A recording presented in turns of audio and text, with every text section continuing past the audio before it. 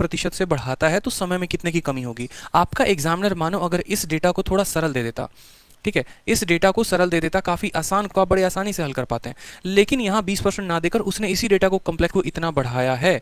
अगर इतना बढ़ाया तो सबसे पहले ये प्रतिशत बट्टे में कितना होगा आप वो जानो। 19 का 5 गुना 95 का 5 हाथ में 9, 19 एकम 19 और 9 कितना हो गया हमारा 28, 285 और 285 और 15 कितना हो गया 300, यानी ये जो प्रतिशत है वो है 300/19 को हम क्या लिख सकते हैं 300/19%। और ये जब ये परसेंटेज हटेगा तो ये 3/19 के बराबर है।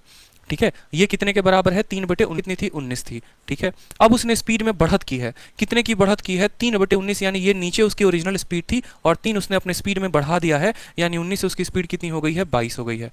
ठीक है, और अब बोला गया है कि टाइम में जो है परिवर्तन क्या होगा, तो स्पीड का उल्टा क्या होता है टाइम होता है। कब, जब डिस्टेंस बराबर रहता है, स्पीड 19 से 22 हुई तो टाइम 22 से कितना हो जाएगा 19 हो जाएगा। कितने की कमी है 3 की कमी है। कितने की कमी है 3 की कमी है, तो बोला गया है percentage reduction in time, time में कितने की कमी आ रही है जनाब 3 की, कितने के ऊपर 22 के ऊपर, तो 3/22 × 100 ये हमारा उत्तर हो जाएगा, या 300/22, 22 का एकम 22, 80 हो गया, 22 से 3 बार में 66, 13.63% जो होगा वो हमारा उत्तर होगा। बफर कर रहा है वीडियो बहुत ज्यादा।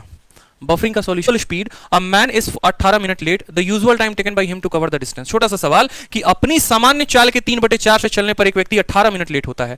अपनी सामान्य चाल से चलने पर एक व्यक्ति जो है, ठीक है, 3/4 के चलने से 18 मिनट देरी से पहुंचता है। उसी दूरी को तय करने के लिए उसके द्वारा लिया गया सामान्य समय कितना होगा बताइए। ठीक है, उसी दूरी को तय करने के लिए उसके द्वारा सामान्य जो समय है वो कितना होगा बता दीजिए जल्दी से आंसर। बहुत ही साधारण क्वेश्चन है, एक लाइन में आप इसको बता सकते हैं, 1 सेकंड में आपका आंसर आ सकता है बिल्कुल।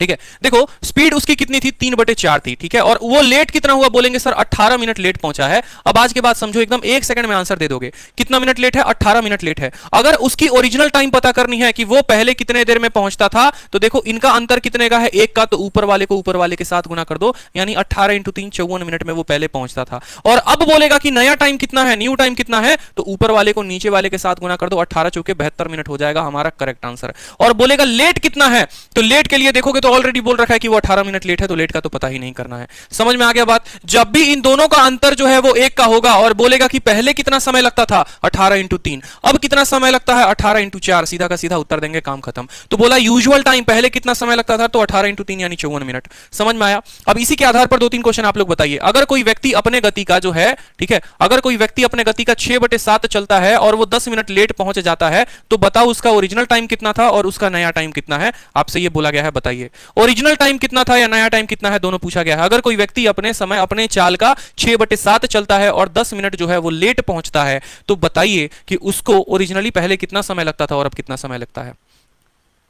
ठीक है, बिल्कुल, उसको पहले कितना समय लगता था और अब कितना समय लगता है बता दीजिए जल्दी से।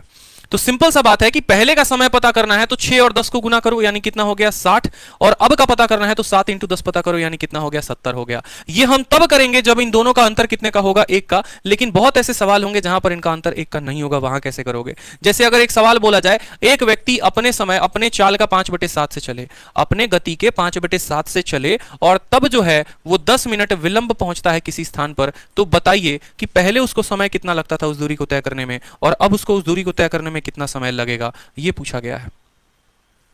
ठीक है, कोई समस्या का बात। ठीक है, पहले 10 मिनट अपने गति के 5/7 से कोई व्यक्ति चलता है, 10 मिनट लेट पहुंचता है क्योंकि उसने अपनी गति को कम कर दिया है, तो पहले कितना लगता था समय, अब कितना लगता है। ठीक है, अब बहुत बच्चे क्या करेंगे, एकदम सीधा बोलेंगे अरे सर गुना कर दीजिए इसको, लीजिए सर गुना कर दीजिए। कोई बात नहीं, आप कर दीजिए गुना, 5 को 10 के साथ गुना करेंगे 50, लेकिन आपको भाग भी करना पड़ेगा। और कितने से, तो जितना इनका अंतर है, इनका अंतर कितने का है 2 का है, तो आपको इसको 2 के साथ भाग करना पड़ेगा, तो आपका आएगा 25। उसी तरीके से नया टाइम पता करना है तो आप इसको गुना करेंगे, 10 को 7 के साथ तो आएगा 70, लेकिन भाग करेंगे इन दोनों के अंतर से, यानी इन दोनों के अंतर से भाग करिए तो आएगा आपका 35। तो 35 जो होगा वो करेक्ट उत्तर होगा।